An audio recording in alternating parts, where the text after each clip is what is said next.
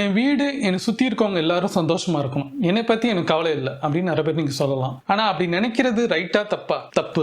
நீங்க என்னவா இருக்கிறீங்களோ அதுதான் வெளிப்பாடு. உங்களோட நீங்க சந்தோஷமா இருந்தீங்கன்னா அவங்க சந்தோஷமா இருப்பாங்க. நீங்க கோவத்தோடையும் நீங்க எரிச்சலோடையும் ஆபீஸ்ல இருக்க பிரச்சனையோடும் மனநிலையில இருந்தீங்கன்னா உங்க சுத்தி இருக்கிறவங்களும் அப்படிதான் நீங்க வெளிக்காட்டுவீங்க. உங்க முகம்ன்றது நீங்க உள்ள இருக்கிற சந்தோஷம், வெளியில சந்தோஷத்தை காமிக்கிறதோட உங்க ஆள் மனதும் நீங்க மனசுக்குள்ள நிதானமாகவும் சந்தோஷமாகவும் சிரிச்சுக்கிட்டு இருந்தாதான் அந்த வெளிப்பாடு வெளியில வரும். இதை தான் சொத்தா எல்லார்ட்டையும், இதை தான் எல்லார்ட்டையும் நம்ம கடக்கணும். நம்ம அதை விட்டு நம்ம உள்ள ஒரு கோவத்தை வச்சுட்டு வெளியில சிரிச்சுக்கிட்டு நடிச்சுக்கிட்டு இருந்தோம்னா அது சந்தோஷமா உங்க சூழ்நிலையும் உங்க சரௌண்டிங் உங்க ஃபேமிலியும் சந்தோஷமா வச்சுக்காது. அப்ப முதல்ல மாற்ற வேண்டியது என்னன்னா, எல்லாரும் சந்தோஷமா இருக்கணும்னா நீங்க உள்ள உங்க மனசுக்குள்ள எல்லாத்தையும் மாத்தணும். ஃபர்ஸ்ட் இந்த மெக்கானிக்ஸை புரிஞ்சுக்கணும், இது எப்படி ஏங்குதுன்னு தெரிஞ்சுக்கணும். இதை மாத்த தெரிஞ்சுக்கிட்டீங்கன்னா மாத்திரம்தான் சந்தோஷம் உங்களுக்குள்ள இருந்தா மாத்திரம்தான் வெளியிலையும் இருக்கும். உள்ள வெறுப்போடையும் கோவத்தோடையும் இருந்தீங்கன்னா அதுதான் சுத்தி உங்ககிட்ட இருக்கும்.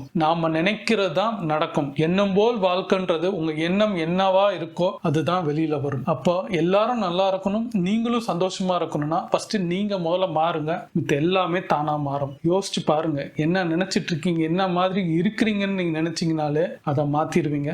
முடியும், செஞ்சு பாருங்க.